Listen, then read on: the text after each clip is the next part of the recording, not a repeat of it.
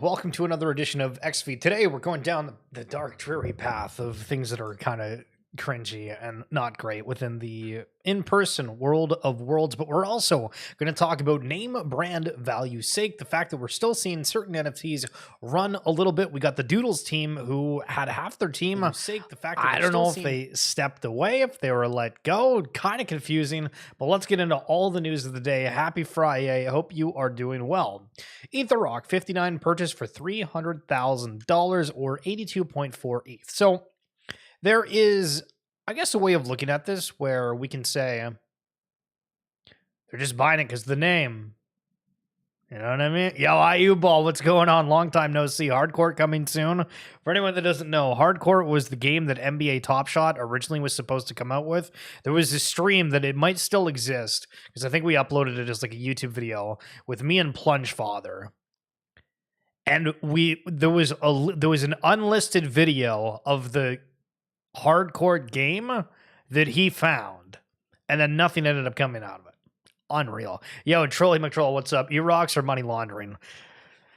That's absolutely part of it. Yeah, I saw Judge post in his Discord the other day of like, we were going to go live. I don't have notifications on for him or whatever, so I missed it, but unreal time. So money laundering, is it the fact that this is a namesake? And when people say, oh, historical NFTs, then they create this narrative, right? Because it's not you or I creating this narrative. It's about kind of the, I guess we call it like the culture, right? And so if enough people say, hey, we like this artist or that artist, well, there you go. You get a little bit of bits. But again, could absolutely be money laundering. We can all agree that 260 million in capital flowing into NFT in the last few days is a substantial amount. True. And then when you look at this chart, you're like, holy crap. And it's hilarious that it says blue chip trading, because what the hell defines a blue chip? Back to the notion of, well, who defines what collections of value or what narratives hold anything? What the hell is a blue chip? And the ones that we used to call a blue chip, do they still count in 2025? But they're showing how, and this is all done in like Ethereum, right? So like 400,000 ETH back in 22, like that's absurd at a point. But we are here where there's a little bit of an inflection. There's a little bit of an inflection point. So now we're at a point where people are saying, okay, well, we've moved up so much. Are we going to need to short the market? What's going on with everything else? And comparatively to before, absolutely, we haven't reached all-time high, but we go through the same stupid argument. I feel like a lot of the conversations we have around NFTs is sort of repeating myself, and I don't like it because number one, it feels like it's not really adding any sort of value to your perspectives or your thoughts or enlightening you in some sort of way. But it's also like, okay, so is the industry actually advancing, or is it certain parts are and then certain parts are? And yo, thank you for the retweet on that, Mr. Trolley. So yes, theoretically, if you're looking at NFTs, market comparatively is hella down right now, and we'll wait to see what ones end up catching bids. So back to the whole podcast and people talking about crypto. What do they have to say? I'm just gonna bring this back right now. You think, because Saquon Barkley's saying that if he could go back in time, he would like to get paid all in Bitcoin. That has gone up 7x since he started in the NFL. You think? No, duh.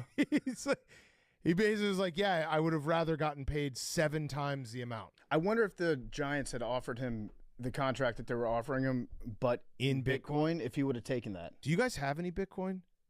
I'm heavily leveraged in Doge. I think I bought a half of Bitcoin in like 2016. I don't know how to get it. Just random Doge.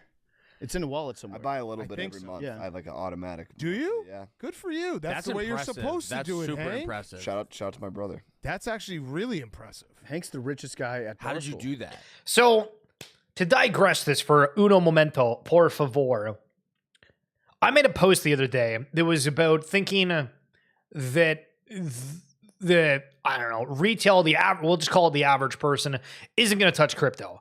I think there's such a huge stigma around it that people that have decided, hey, you know how like when people say, oh, somebody's like made up their mind and they're just like unwilling to change like no matter what, and people are in like that perspective. I feel like crypto is that for a lot. So my thesis is you're going to have the people like this that are in, you and I, that are in, paying attention to what's going on and whatnot. But a large majority aren't going to touch anything until it's just all hidden behind rails, right? Because when they're talking about this, they're looking at it from an investment perspective, when a lot of the things that we're thinking about or talking about, when we mention RWAs, et cetera, that it's supposed to be this technological advancement where it makes something better, right? Whether it be the transparency, whether it be the ease of use, instead of going to eBay and having to handle, ship, and receive all of these like physical collectibles, you can do the trading on specific assets. And it's so 50-50, whichever way you look at it. So there's a little bit more on there, but again, one of the crazy quotes within this, not going to play it all, but says, I think Doge will overtake Bitcoin eventually. And these are some hot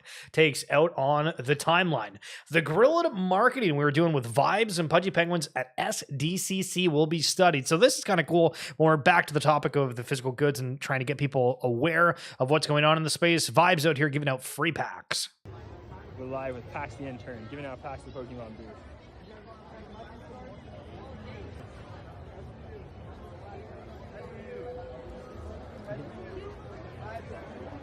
Yeah, I'm down to have a job that's just giving out free stuff to people. I always get them in a good mood.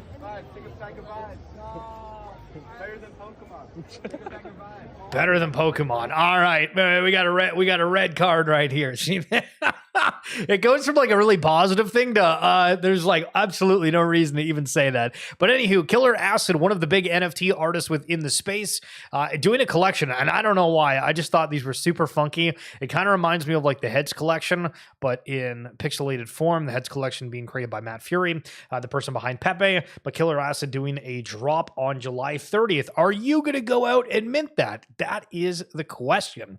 So TMA asking what we're all kind of being like, huh? Half of the Doodles team is leaving their jobs. All good? Question mark. And there was a post from Burnt Toast, and it was like the head of product and like three other major roles at Doodles that like posted that they were leaving the company. It seemed like it was on their own volition. I'm not entirely sure, but Burnt Toast, the artist and CEO of Doodles, saying, I want to extend my well wishes to Austin, Greeny, and Squinch as they embark on their next chapters. They are legends among legends, and I'm grateful for the mark they made on Doodles. These departures come as we sharpen our focus. So that means that is them saying, all right, on to the next, I guess. Yo, Super Bowl, what's going on? How we doing, boss? With today's release of the first episode of Transmissions, we're doubling down on content. Thank God, because we need more content. That's not a troll comment. We really need it. But not just making more of it, we're working with partners and platforms that can take what we're building to audiences we've never reached before. All of that has crystallized our priorities, which are world-class content production at scale, collector experiences that serve our loyal community and the new collectors we're bringing into the fold, selectively taking DreamNet's best AI features that empower our fans to create with our IP. We are moving with intention and ambition. More news soon. So, and we've seen some people that were out there